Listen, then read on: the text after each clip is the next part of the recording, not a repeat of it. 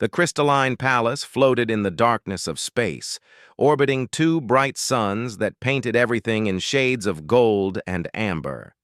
Captain Dae-hyun Kim stood at the observation window of the shuttle, watching the massive structure grow larger as they approached. He had seen many impressive things in his 10 years of military service, but nothing quite like this. "It's beautiful," said Lieutenant Ji-woo Park from beside him. She was the diplomatic liaison for this mission, chosen for her skills in negotiation and her calm temperament. "But I don't trust them." Dae-hyun nodded. He didn't trust them either.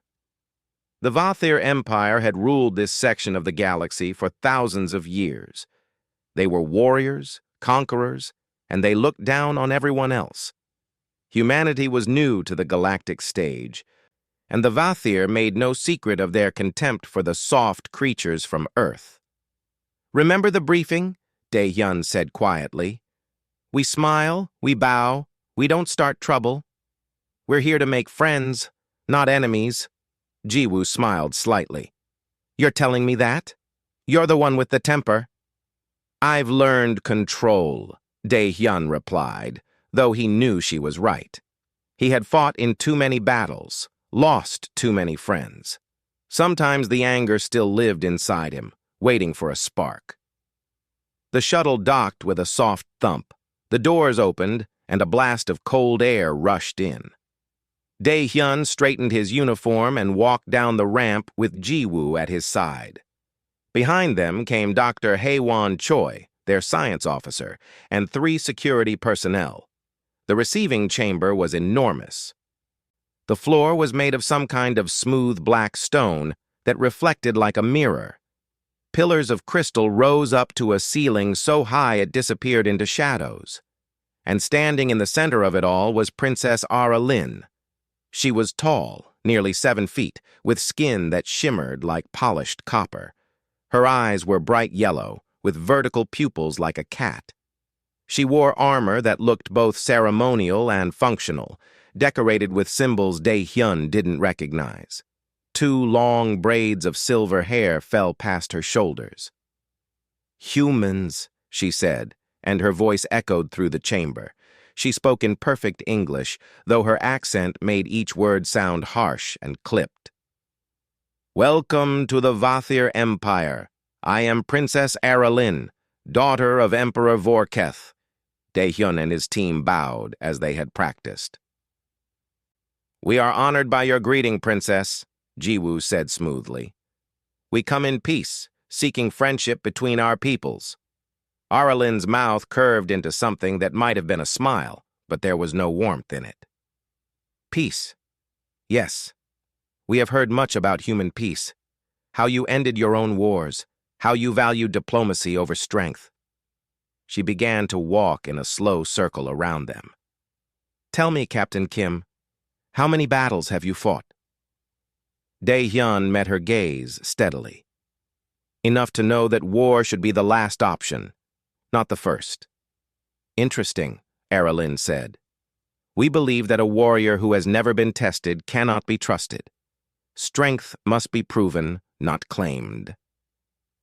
"Then we have different philosophies," Dae-hyun replied. "Indeed." The princess gestured to a large doorway. "Come. We have prepared a demonstration of Vathir military capability. Perhaps you will learn something." They followed her through corridors of crystal and metal, past guards in gleaming armor who watched the humans with expressions of barely concealed disdain. Dae-hyun kept his face neutral, but he could feel the tension in his team. They were not welcome here, not really. This was a test, and they all knew it. The demonstration hall was like an amphitheater, with rows of seats rising up on all sides. Already, hundreds of Vathir nobles filled the space, talking amongst themselves. When the humans entered, the conversation stopped. Every eye turned to watch them. Ara Lin led them to a special viewing platform near the center. Below them was a circular arena, empty except for strange devices mounted on the walls. "This is the trial of endurance," the princess explained.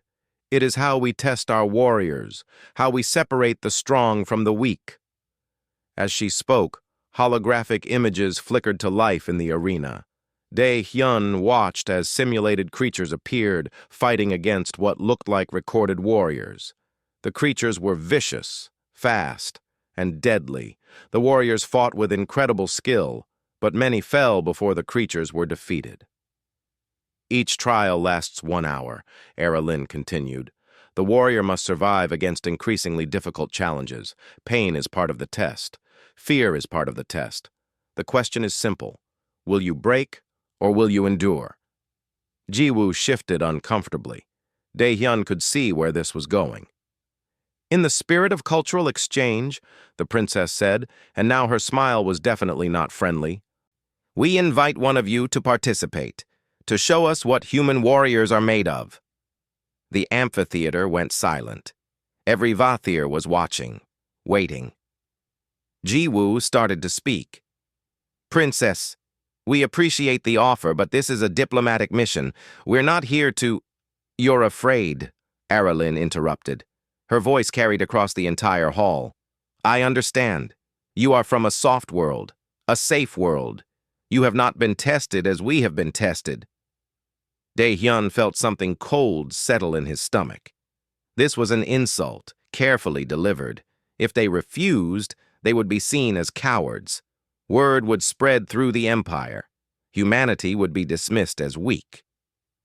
We simply believe, Ji-woo tried again, her voice calm but firm, that there are better ways to demonstrate respect between cultures. Lin laughed, and several of the nobles joined her. Respect is earned through action, not words. But I understand if you are not capable. She looked directly at Dae-hyun. You won't last a minute, human. None of you would. The words hung in the air like a challenge. Dae-hyun could feel Ji-woo's hand on his arm, a silent plea to let it go. But he thought about why they were here. To prove that humanity deserved a place among the stars. To show that Earth's children were more than primitives from a backwater world. I accept, Dae-hyun said. Ji-woo's grip tightened. Captain, I accept your challenge, Princess, Dae-hyun repeated, louder now. He took a step forward. On behalf of humanity. Lin's eyes widened slightly, as if she hadn't expected agreement. Then her smile returned, sharper than before. Excellent. You will have 24 hours to prepare. Then we will see if human courage matches human pride. She turned and walked away, her guards following. The nobles began talking excitedly, their voices rising in a cacophony of alien words. Dae-hyun stood still, watching the arena below, already calculating what he would face. You didn't have to do that, Ji-woo said softly. Yes, Dae-hyun replied. I did. Dr. Haewon approached them, her tablet already out. If you're serious about this, we need to start analyzing their biology and their trial recordings immediately. We have 1 day to find every possible advantage. Then let's get to work, Dae-hyun said. As they left the amphitheater, Dae-hyun looked back once. In the arena below, holographic creatures still fought and killed in endless simulation. Somewhere in the shadows above, he knew Princess Lin was watching. She thought she had won already. She thought the human would break, but she didn't know who she had challenged. She didn't know about Jakarta, about the siege, about watching his friends die while he kept fighting. She didn't know what humans could endure when they refused to give up. 1 minute, she had said. Dae-hyun smiled grimly. He would show her that humans could last far longer than that. 24 hours passed too quickly. Dae-hyun spent every moment preparing. Dr. Haewon had pulled every recording she could find of previous trials. She analyzed the creatures, their attack patterns, their weaknesses. She studied Vathir physiology and discovered something important. They were stronger than humans, faster than humans, but their pain tolerance was actually lower. They just trained themselves to ignore it through cultural conditioning. Their gravity is higher than ours, Haewon explained, showing Dae-hyun charts on her tablet. 2.5 times Earth normal. But you trained on heavy worlds. Your body can adapt. For how long? Dae-hyun asked. Haewon hesitated. An hour? Maybe. Your muscles will tear themselves apart if you push too hard. Then I won't push too hard, Dae-hyun said simply. Ji-woo sat nearby, her face troubled. You can still back out. We can find another way. No, Dae-hyun said. They need to see this. All of them. They need to know humans don't break easily.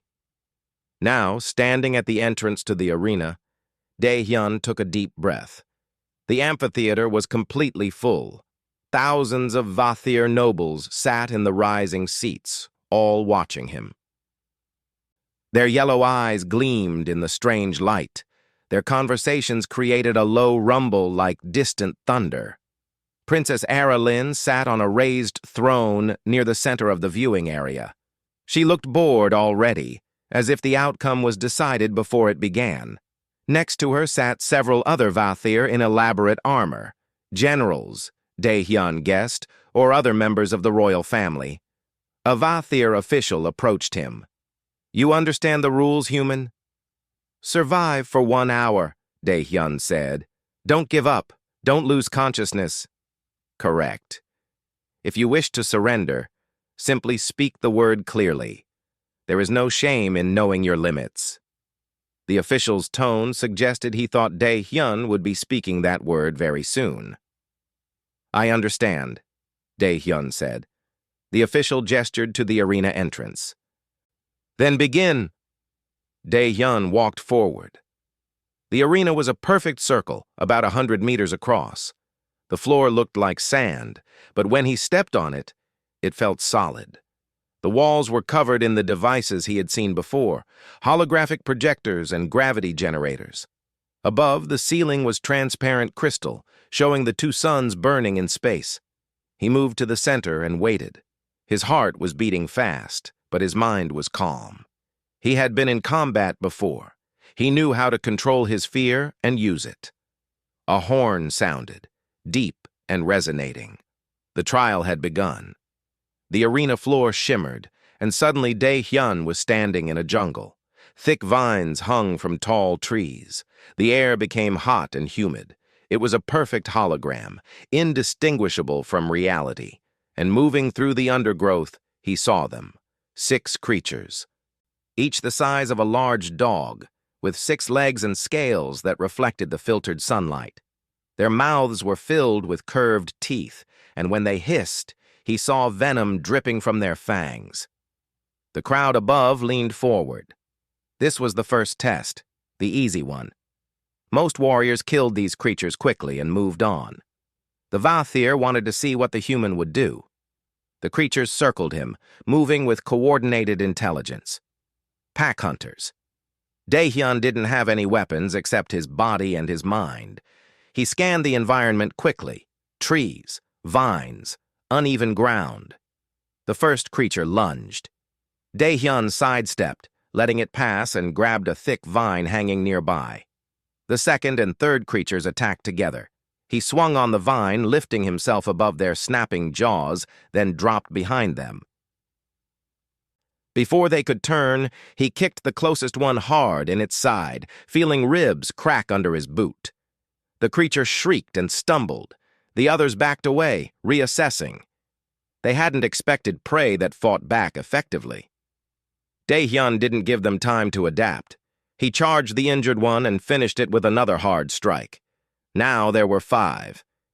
He backed toward a large tree, protecting his rear. The creatures were more cautious now. They feinted and probed, looking for an opening. Minutes passed. Dae-hyun fought smart, not wild. He used the environment, setting traps with vines, forcing the creatures into positions where they blocked each other. When he got hit, when teeth tore his uniform and venom burned his skin, he ignored it. Pain was just information. It told him he was still alive. One by one, the creatures fell. When the last one dissolved into fading light, Dae-hyun stood in the center of the arena, breathing hard. Blood ran down his arm from a deep cut. His uniform was torn, but he was still standing. The crowd was silent. Princess Aralyn had stopped looking bored. The timer in his head said 15 minutes had passed. 45 to go. The arena shimmered again. The jungle disappeared. Now Dae-hyun stood on black rock with rivers of glowing lava flowing between the stones. Heat washed over him in waves, and then he felt it. Weight, crushing, pulling weight. The gravity had increased. His knees buckled slightly before he compensated. 2.5 times Earth gravity, just as HFY had predicted. He could feel his body protesting, muscles straining just to keep him upright. Every movement would require more than twice the normal energy. And then the drones appeared. 6 of them floating in the air, equipped with energy weapons that glowed blue. They spread out in a formation surrounding him. The first drone fired. Dae-hyun threw himself to the side, the energy bolt leaving a smoking crater where he had stood. The movement in the high gravity was harder, slower. He rolled behind a rock outcropping as more bolts struck around him. Think. They were coordinating their attacks, firing in patterns designed to force him into the open. Standard military tactics, which meant they had standard weaknesses. Dae-hyun grabbed a piece of loose rock and threw it. In the high gravity, it fell faster than normal, but he had compensated. The rock struck one drone, not hard enough to destroy it, but enough to knock it off course. It collided with another drone. Both struggled to stabilize. He used that moment to sprint. His legs screamed in protest, but he made it to another outcropping. 2 drones fired at his new position. He grabbed more rocks, creating a makeshift pile. Then he began throwing, systematic and precise. Each rock was aimed at the drone's weapons or their sensor clusters. It was like fighting in quicksand. Every movement drained his energy. Sweat poured down his face. His vision blurred at the edges. But he kept throwing, kept moving, kept fighting. 1 drone went down, then another. The remaining 4 adjusted their tactics, flying higher, out of rock range. Smart. But Dae-hyun had noticed something. When they fired, they had to stabilize and hold position for a fraction of a second. He waited, conserving energy, letting them think they had him pinned. Then, when 3 drones fired simultaneously, he moved. Not away from the shots, but perpendicular. The energy bolts converged on where he had been, and in the chaos of their near miss, 1 bolt struck another drone's shield. The shield overloaded. The drones sparked and fell from the sky. 3 left. Dae-hyun's body was failing. His muscles were tearing under the strain. Blood vessels in his eyes had burst, turning his vision red at the edges, but his mind was still clear, still calculating. He led them on a chase across the volcanic landscape, forcing them to expend energy. When they got close, he used the terrain, ducking behind rock formations that blocked their line of fire. Slowly, methodically, he eliminated them. The last drone fell 30 minutes into the trial. Dae-hyun collapsed to his knees, gasping. Every breath was agony. His body was shutting down, but the timer in his head said 30 minutes gone. Halfway there, the amphitheater was completely silent now. No one was talking. No one was looking away. Even Princess Aralyn was leaning forward in her throne, her expression intense. The arena shimmered a 3rd time. The volcanic landscape faded, replaced by darkness. And in that darkness, something moved, something huge. Dae-hyun forced himself to stand. His legs shook, his vision swam, but he stood. The creature that emerged from the shadows was massive, easily 20 feet tall. It had 4 arms, each ending in claws like swords. Its body was covered in thick armor plates. Its head was all teeth and glowing red eyes. A Void Reaper, the legendary monster of Vathir nightmares. Above, someone in the crowd gasped. This was the test where even champions surrendered. This was the test designed to teach warriors when to admit defeat. The Void Reaper roared, and the sound was like metal tearing. It charged. Dae-hyun didn't run. He couldn't run. His body had nothing left. But his mind was still working. And his mind noticed something. The creature was fast, but it was predictable. It attacked in straight lines. It relied on strength and intimidation. He waited until the last possible moment, then dropped flat. The creature's claws whistled over his head. He rolled, came up, and kicked at the joint of its knee. The armor there was thinner. His kick barely hurt it, but it made the creature stumble. For the next 15 minutes, Dae-hyun fought the smartest fight of his life. He couldn't hurt it, not really. But he could frustrate it. He could make it waste energy. He could use its own momentum against it. And most importantly, he could refuse to surrender. When the hour ended, when the horn finally sounded again, Dae-hyun was on his knees in front of the Void Reaper. He was covered in blood. His body was broken, but he was conscious. He was alive. The creature dissolved into light. The arena returned to normal, and slowly, impossibly, Dae-hyun stood up. The amphitheater erupted, not in mockery, but in a rhythmic chant, a war chant, the sound of respect. Dae-hyun barely remembered walking out of the arena. His body moved on instinct while his mind floated somewhere distant, wrapped in exhaustion and pain. Hands grabbed him before he could fall. Ji-woo and Hai-wan, their faces pale with worry, they supported his weight between them, guiding him through corridors that seemed to stretch forever. "Medical bay," Hai-wan was saying. "Now. Internal bleeding, probable fractures, definitely muscle damage." "I'm fine," Dae-hyun mumbled, though even he didn't believe it. "You're an idiot," Ji-woo said, but her voice was shaking. "A brave idiot, but still an idiot." They reached the medical facility that had been assigned to the human delegation. It was small, equipped with Earth-standard equipment. Hai-wan immediately began scanning him with every device they had. The results made her face go even paler. "You should be unconscious," she said, staring at the readings. "Your body is... Dae-hyun, you need serious medical attention, more than I can provide here." "Later," Dae-hyun said. He tried to sit up and failed. Everything hurt. "What happened?" "After." Ji-woo sat down next to the medical bed. "You won. That's what happened. They were chanting. I've never seen Vathir show respect like that to an outsider." "The princess?" "She left immediately after the trial ended." Didn't say a word. Dae-hyun closed his eyes. He had survived. That was what mattered.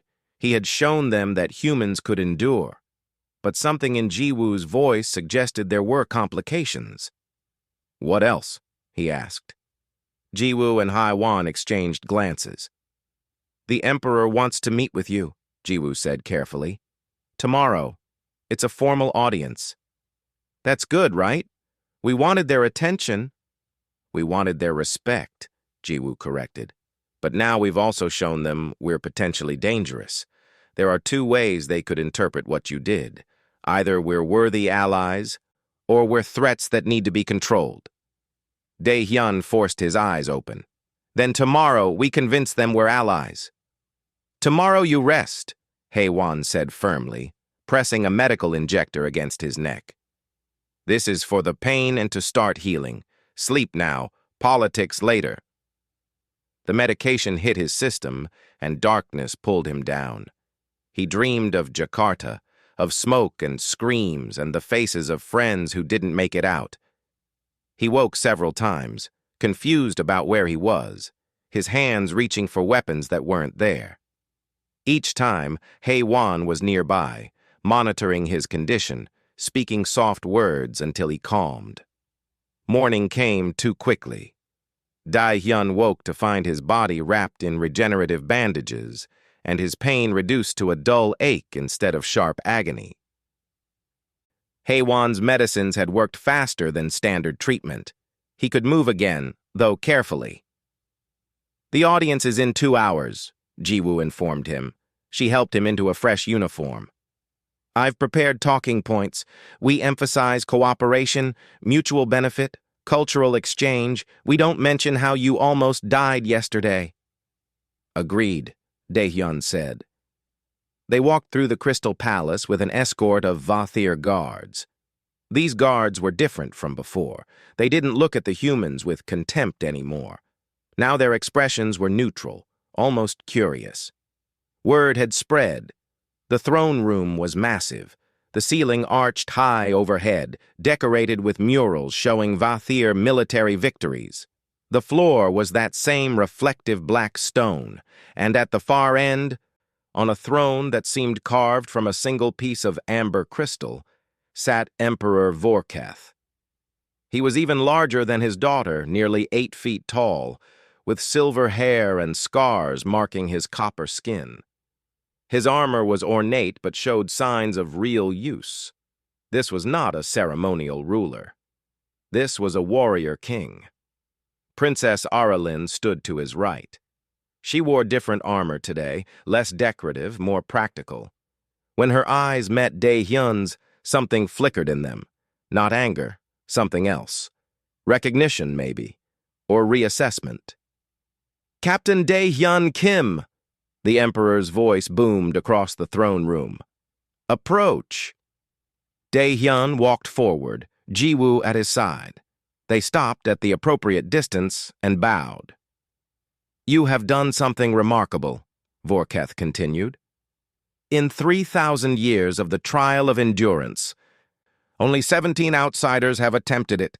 None have completed it. You are the first." "I was honored by the opportunity, Your Majesty," Dae-hyun said carefully. "Honored." The Emperor's laugh was like rolling thunder. "My daughter tells me you were insulted, goaded into participation, yet you do not seem angry." Dae-hyun chose his words with care. "Anger is easy. Understanding is harder. The princess was testing us, as was her right. We responded in the only way we could, by proving ourselves through action." Aralyn's expression shifted slightly. She had expected accusations, perhaps, not understanding. "You speak like a diplomat," Vorkath observed, "but you fight like something else entirely. I watched the recordings through the night, studied your tactics. You should have failed in the first 15 minutes, but you adapted. You used every advantage, no matter how small. You refused to break." He leaned forward.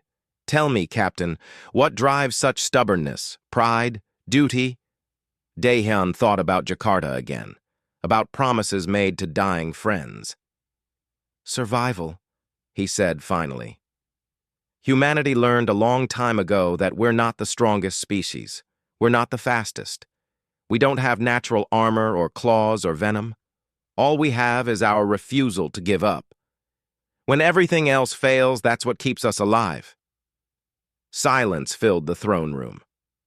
The Emperor studied Dae-hyun for a long moment, then nodded slowly. "I see. And this is the nature of your entire species?" "Generally speaking, yes," Ji-woo interjected smoothly. "Humanity values persistence and adaptability. We believe these traits make us good allies and poor enemies." "A warning wrapped in courtesy," Vorkath said, but he sounded amused rather than offended. "Very well, you have earned respect, humans, but respect alone does not make an alliance. What can your species offer the Vathir Empire?" Ji-woo launched into the prepared speech. "Trade opportunities, shared technology, mutual defense agreements, standard diplomatic offerings." But Dae-hyun could see the Emperor was only half listening. His eyes kept returning to Dae-hyun as if trying to solve a puzzle. Finally, Vorkath raised a hand, stopping Ji-woo mid-sentence. "Enough. I will tell you what I see. I see a species that is clever, determined, and unpredictable. These traits could make you valuable allies or dangerous rivals." He stood from his throne, and the entire room seemed to shrink around him. "Therefore, I propose a test of a different kind, a joint military operation." Dae-hyun and Ji-woo exchanged quick glances. This wasn't in any briefing. "A group of raiders has been attacking colonies on our border," the Emperor continued. "They use stolen Vathir technology and they know our tactics too well. We suspect they have inside help. I am assigning my daughter to lead a task force to eliminate this threat. You, Captain Kim, will accompany her as a military advisor. If you can work together successfully, it will prove your worth. If you cannot, he left the threat unfinished. We accept, Dae-hyun said, before Ji-woo could counsel caution. This was an opportunity, a chance to prove humanity's value in a practical way. Princess Aralyn stepped forward. Her expression was carefully neutral. Captain Kim and I will meet in 1 hour to discuss the mission. Dismissed. It wasn't a suggestion. Later, in a tactical briefing room, Dae-hyun faced the princess across a holographic display of the border region. They were alone except for their personal aides. The tension in the room was thick. "Let me be clear," Aralyn said without preamble. "I did not ask for this assignment. I did not ask for human involvement, but my father has commanded it, so here we are." "Understood," Dae-hyun replied evenly. "I don't expect friendship, but I do expect professional cooperation." "You lasted an hour in the trial," Aralyn said, her voice hard. "That shows endurance. It does not show tactical brilliance or strategic thinking. Do not assume one success makes you my equal." "I don't assume anything," Dae-hyun said. "But I also don't accept being treated as inferior. Yesterday you said I wouldn't last a minute. You were wrong. Maybe consider that you might be wrong about other things too." Aralyn's eyes flashed with anger. For a moment, Dae-hyun thought she might strike him. Then, unexpectedly, she laughed. It was a short, sharp sound, but genuine. "You are either very brave or very foolish. Possibly both." She gestured to the holographic display. "Very well. Let us see if human tactics are as impressive as human stubbornness. These are the target locations. The raiders hit fast and disappear. We have sent 3 expeditions. All failed to engage them. Advise me." Dae-hyun studied the display. The attack pattern looked random at first, but his trained eye saw something else. "They're not hitting randomly. They're testing response times. See how the attacks cluster? They're mapping your military deployment speed." Aralyn leaned closer, studying the pattern. "Explain." "Each raid gets a little deeper into your territory, but always where response time is slowest. They're looking for gaps in your coverage, which means they're planning something bigger." For the first time, Aralyn looked at him with something other than contempt. "You see this from a few minutes of observation? I've fought insurgents before.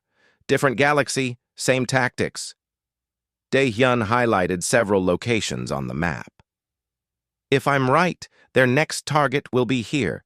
It's the biggest gap, and there's a colony that's valuable enough to draw a major response." "A trap," Aralyn said slowly. "Probably, but also an opportunity. If we know it's coming, we can be ready." Aralyn studied the map in silence. Then she looked at Dae-hyun with new eyes. "Perhaps my father was wiser than I thought. Perhaps humans do have something to offer beyond stubbornness." "Perhaps," Dae-hyun agreed. "Shall we find out?" The mission briefing took 3 hours. Aralyn had assembled a strike team of 12 Vather warriors, each a veteran of countless battles. They stood at attention in the briefing room, their expressions carefully neutral when Dae-hyun was introduced as the tactical advisor. He could feel their skepticism like a physical weight. "The human believes the raiders will strike here," Aralyn said, highlighting the colony Dae-hyun had identified. "Colony 7 in the Outer Reach sector. Captain Kim will explain his reasoning." Dae-hyun stepped forward, aware of every hostile eye on him. He kept his voice calm and professional. "Your enemy has been testing your response patterns. Each raid was a probe, measuring how quickly you could mobilize forces. They've mapped your fleet positions. The next logical target is Colony 7 because it's valuable enough to force a major response, but far enough away that reinforcements will take time to arrive." One of the warriors, a scarred veteran with gray streaks in his silver hair, spoke up. "And if you're wrong, human, If we position our forces there and they strike elsewhere? Then we adapt, Dae-hyun said simply. But I've fought this kind of enemy before. They're following a pattern. Patterns can be predicted. Or, the warrior said, his voice cold, you're seeing patterns that don't exist. Humans are known for finding meaning in randomness. Commander Tae-yang, Aralyn said sharply. The warrior fell silent, though his expression remained doubtful. Dae-hyun looked at him with new interest. Tai-yang, a human name, but the warrior was clearly Vathir, an adopted member of their culture perhaps, or something else. We will position our forces as Captain Kim suggests, Aralyn continued. But we will also maintain rapid response capability for other sectors. If he is wrong, we adapt. If he is right, we end this threat permanently. The meeting ended. As the warriors filed out, Dae-hyun caught Tai-yang watching him. There was something in that gaze, not just skepticism, something deeper, understanding maybe, or warning. Commander Tai-yang is Vathir by choice, not birth, a voice said behind him. Ji-woo had entered the briefing room. He was human once, part of a colony ship that crashed in Vathir space 20 years ago. He was the only survivor. The Vathir raised him, trained him, and he adopted their ways completely. And he hates humans now? Dae-hyun asked. He hates weakness, Ji-woo corrected. He sees Earth-born humans as soft, as reminders of what he left behind. Be careful around him. The strike force departed the next day. Dae-hyun found himself on a Vathir warship called the Crimson Fang. It was sleek and fast, built for rapid assault. The crew watched him with a mix of curiosity and suspicion. He was an outsider in their world, and trust had to be earned moment by moment. Aralyn kept him close, constantly testing his knowledge. She asked questions about human military tactics, human psychology, human history. At first, he thought she was looking for weaknesses. Then he realized she was genuinely trying to understand. Your species fought among yourselves for thousands of years, she said one evening in the ship's observation deck. They stood before a massive window showing the stars streaking past. Constant war, constant bloodshed. Yet you claim to value peace. How does that make sense? We value peace because we know the cost of war, Dae-hyun replied. Every human carries the memory of what we did to each other. We don't want to repeat those mistakes on a galactic scale. The Vathir believe that conflict is natural. That strength must be tested. And what has that belief cost you? Dae-hyun asked carefully. Aralyn was silent for a long moment. Everything, she said finally. 1,000 years ago, we controlled half the galaxy. We were unstoppable. Then we met the Krell. They were stronger than us, faster, better adapted for war. We lost entire fleets, entire worlds. By the time the war ended, we had been pushed back to our core systems. We survived, but barely. My father remembers. He was young then, but he remembers. I'm sorry, Dae-hyun said. Don't be. It taught us that strength alone is not enough, that even the mightiest empire can fall. She looked at him. When I saw you in that trial, refusing to surrender even when you should have died, I saw something familiar. The same stubbornness that let my people survive when we should have been extinct. It frightened me. Why frightened? Because if humans have that same quality, that same refusal to accept defeat, then you will survive too. You will grow. And someday you might be as dangerous as we once were. Before Dae-hyun could respond, alarms shrieked through the ship. Red lights flashed. Aralyn's communicator crackled with urgent Vathir speech. We've arrived at Colony 7, she said, already moving toward the command deck. And you were right. The raiders are here. The command deck was controlled chaos. Holographic displays showed the colony under attack. 3 raider ships, sleek and unmarked, were bombarding the planetary shields. But something was wrong. "Those aren't raider vessels," Tae Yang said, studying the tactical display. "Those are Vathir designs, military grade." "Stolen," Aralyn said firmly. "Or given," Tae Yang replied quietly. The implication hung in the air. If the raiders were using active military vessels, not stolen tech, then someone high in the Vathir command structure was supplying them. "We need to capture one of those ships intact," Dae-hyun said. "Get evidence of who's backing them." "Impossible," Tae Yang said. "The moment they realize they're outmatched, they'll self-destruct. Standard protocol." "Then we don't let them realize they're outmatched," Dae-hyun said. He turned to Aralyn. "How good are your pilots?" "The best in the fleet," she said without hesitation. "Good, because I have a plan, but you're not going to like it." 20 minutes later, Dae-hyun was in a small assault shuttle with Jiwoo and 4 Vathir warriors. The plan was insane. Let the raiders disable the shuttle. Let them think it was easy prey. Then, when they pulled it in for salvage, breach their hull from inside. "This is a terrible plan," Jiwoo muttered as they floated in the damaged shuttle, pretending to be helpless. "It's working, isn't it?" Dae-hyun replied. The raider ship's tractor beam grabbed them. They felt the pull, the shudder as they were drawn into the enemy's cargo bay. The warriors readied their weapons. Dae-hyun checked his own sidearm, feeling its familiar weight. The cargo bay doors opened. The shuttle was pulled inside. Through the small windows, Dae-hyun could see raiders in mismatched armor moving toward them, weapons ready. "Now," Dae-hyun said. The shuttle's side panel blew outward. Dae-hyun and his team burst out, weapons firing. The raiders were caught completely by surprise. The firefight was brutal and short. Within 2 minutes, the cargo bay was secure. "Bridge now!" Aralyn's voice crackled over the comm. She had led a boarding party through the main airlock. "Before they can destroy their computer core." Dae-hyun ran through corridors, following Aralyn's directions. They met resistance. Raiders fought desperately, knowing they were cornered. But the Vathir warriors were trained for exactly this kind of combat. They advanced like a machine, coordinated and lethal. The bridge doors were sealed. Tae Yang placed charges, blew them open. They rushed in to find 3 raiders frantically trying to wipe the computer systems. "Stop!" Aralyn commanded. The raiders didn't stop. One reached for a trigger that would destroy everything. Dae-hyun shot him first, a precise shot that disabled without killing. The other 2 surrendered. Hae-won, who had come aboard with the technical team, immediately connected to the computer systems.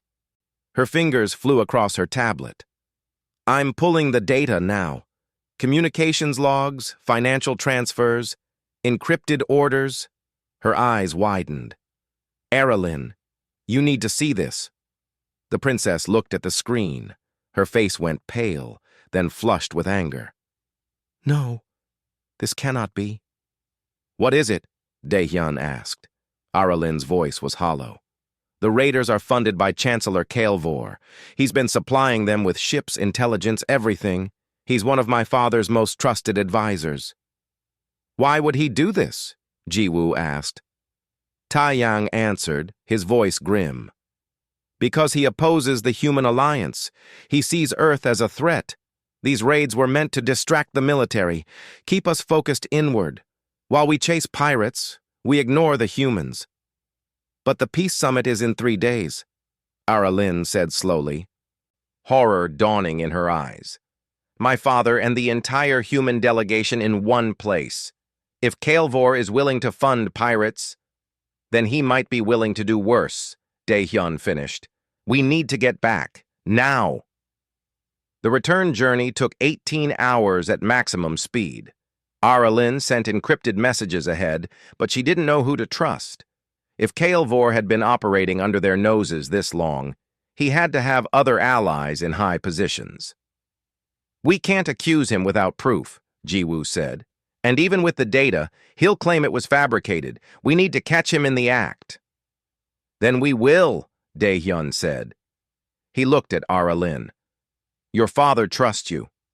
Can you get us close to the summit without Kael'vor knowing? Yes, Aralyn said. But if we're wrong, if we disrupt the summit on false accusations, it will destroy any chance of alliance. And if we're right and do nothing? Dae-hyun asked. Aralyn met his gaze. Something had changed between them over the past days. Not friendship, not yet, but mutual respect, trust, hard-earned. Then we fight together, she said, human and Vathir as it should be. The peace summit was held in the oldest part of the Crystal Palace, a chamber called the Hall of Accords. It was where every major treaty in Vathir history had been signed. The walls were carved with the names of alliances and agreements stretching back thousands of years. Soon, if everything went according to plan, humanity's name would join them. Dae-hyun stood in a side chamber with Ji-woo and Hai-wan adjusting his formal uniform. Through the walls, he could hear the sounds of delegates arriving. Vathir nobles, human diplomats, representatives from neutral powers, hundreds of people all gathering to witness what could be a historic moment, or a massacre. The security sweep came back clean, Ji-woo reported, checking her tablet. No weapons detected, no unauthorized personnel.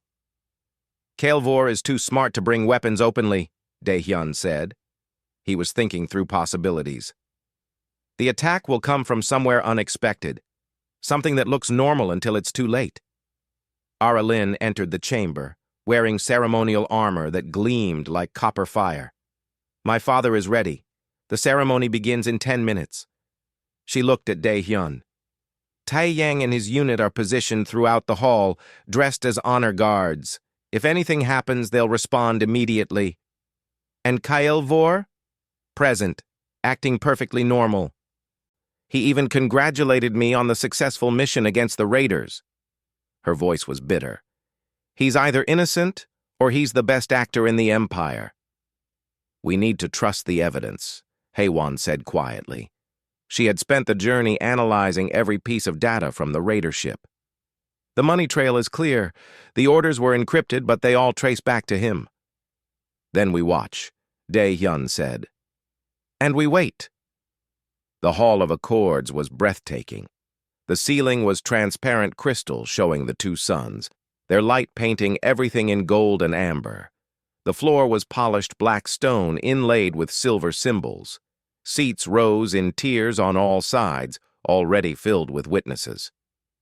Emperor Vorketh sat on a raised platform at the front, massive and imposing. To his left stood Chancellor Kael'vor, an older Vathir with white hair and calculating eyes. To his right stood other advisors and generals. The human delegation entered to polite applause.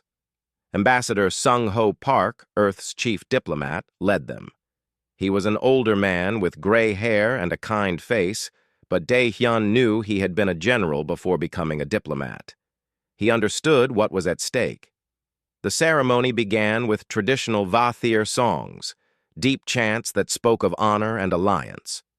Then came the speeches. Vorketh spoke of a new era of cooperation. Ambassador Park spoke of mutual respect and shared goals. The words were beautiful and carefully chosen. Dae-hyun stood with Aralyn near the side of the hall, both positioned to watch everything. His eyes constantly scanned the crowd. Tae-yang was visible near one entrance, his hand never far from his weapon. Other Vathir warriors were scattered throughout, disguised but ready. Everything was proceeding perfectly. Too perfectly. Something's wrong, Aralyn whispered. Kael'vor looks too relaxed. Dae-hyun followed her gaze. The Chancellor stood calmly, his face showing appropriate interest in the proceedings. But there was something in his eyes. Anticipation. Like a man waiting for a show to begin. When would an attack cause maximum damage? Dae-hyun asked quietly. During the signing, Aralyn replied. When both leaders are at the treaty table surrounded by witnesses, maximum political impact. How long until the signing? 5 minutes. Dae-hyun's mind raced. No weapons had been detected, no unauthorized personnel. which meant the attack method was something they hadn't anticipated, something that looked normal. His eyes went to the ceiling, to the crystal panels letting in sunlight, then to the walls, covered in carved names, then to the floor, with its silver inlays that formed patterns and symbols. Patterns. Everything in Vathir culture was about patterns. "Aralyn," he said urgently, "those symbols on the floor, what are they?" "Historical markers, names of treaties, dates of—" She stopped, her eyes widening. "Dates. They're arranged chronologically from the center outward." "Which means," Daehyun pressed, "which means they had to be installed in sequence, which means—" She grabbed his arm. "The floor was constructed over time, new sections added. Anyone with access to the construction records could know exactly how it's built, including where support systems run underneath." "Explosives," Daehyun said. "Built into the structure during legitimate renovation, probably years ago, waiting to be activated. But to destroy the entire floor would require a massive trigger, something powerful enough to—" Aralyn's face went white. "The suns. The crystal ceiling focuses their energy. During the signing ceremony, both suns will align directly overhead. Maximum solar radiation." "Turned into a weapon," Daehyun finished. "The crystal panels are the trigger. They're going to focus solar energy onto specific points in the floor, igniting the explosives." They looked at each other for one frozen moment. Then they moved. "Father!" Aralyn shouted, running toward the platform. "Everyone evacuate! Now!" The hall erupted in confusion. Guards moved to intercept Aralyn, thinking she had gone mad.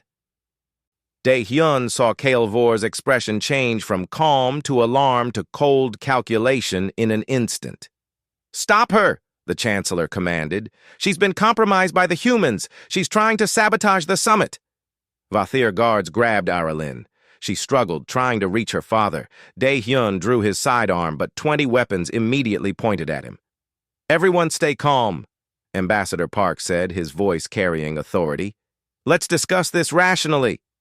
"There's no time," Daehyun shouted. "Check the ceiling crystals. Check the floor. Please." "Absurd accusations from a desperate human," Kael'vor said smoothly. "Your Majesty, I recommend we continue. This is clearly an attempt to disrupt the alliance by extremists." Vorketh looked between his daughter and his Chancellor. Years of trust warred with sudden doubt on his face. Then Taeyang moved.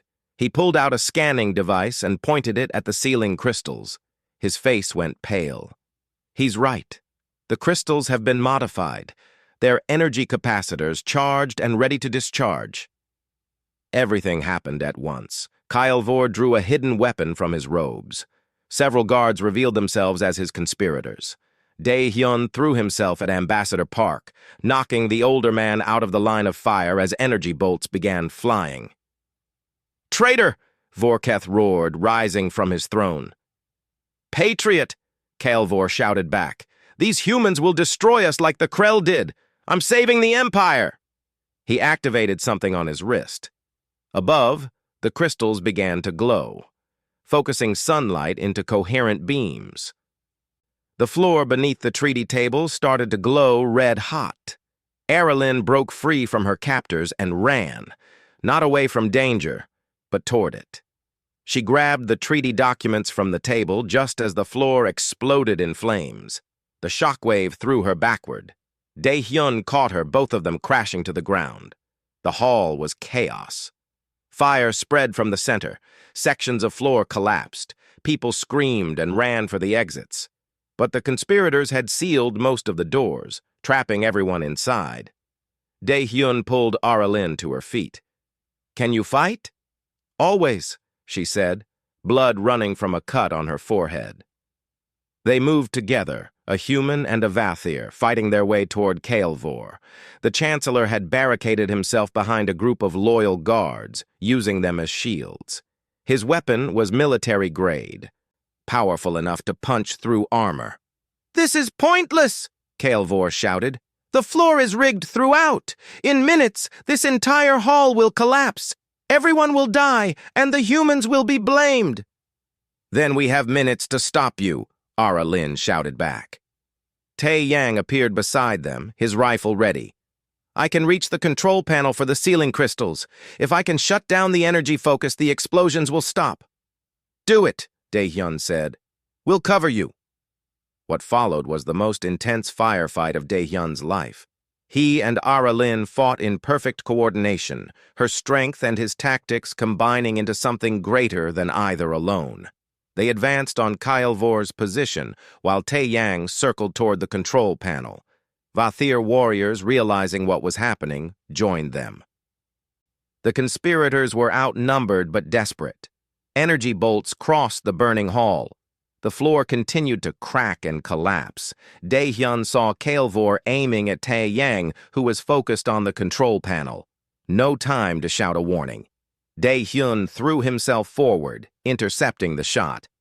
Pain exploded in his shoulder, spinning him around, but it gave Tae Yang the seconds he needed. The commander reached the panel and began desperately working the controls. The crystals above flickered, their deadly focus wavering. Ara Lin reached Kaelvor, her own weapon thrown aside, fighting him hand to hand. She was younger, faster, but he was experienced and desperate. They grappled at the edge of a collapsed section of floor. You don't understand, Kaelvor gasped as they fought. I'm trying to save us. Humans are dangerous.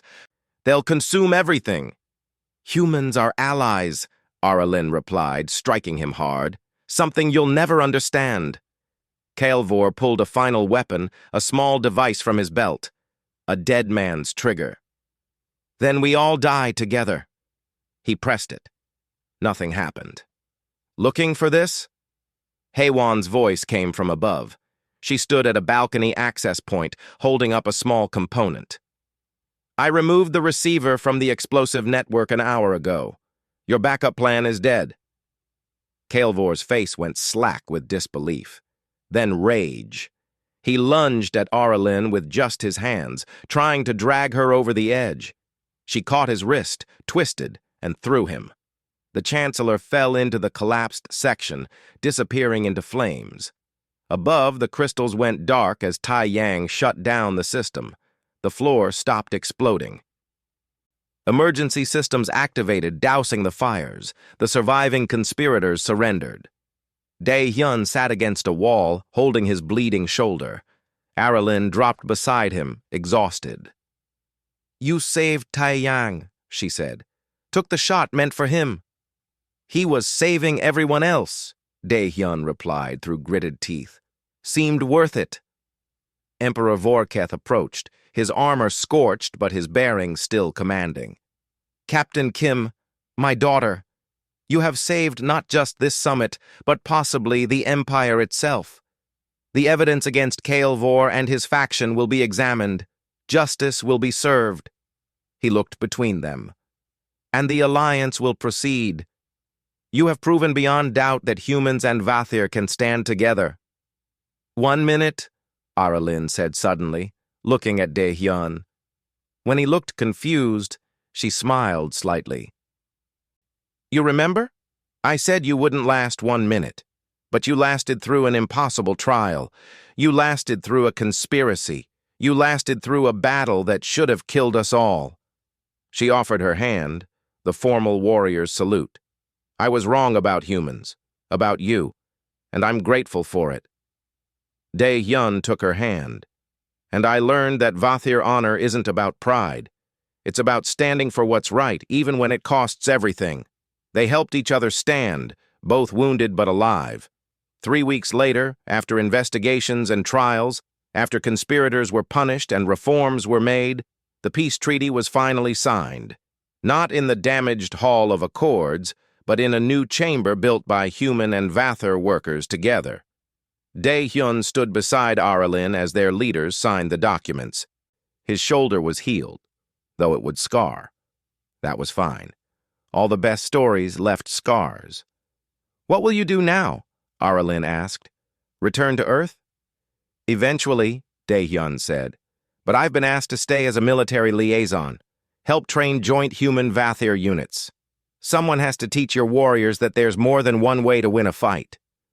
And someone has to teach humans that honor matters as much as victory, Aralyn replied.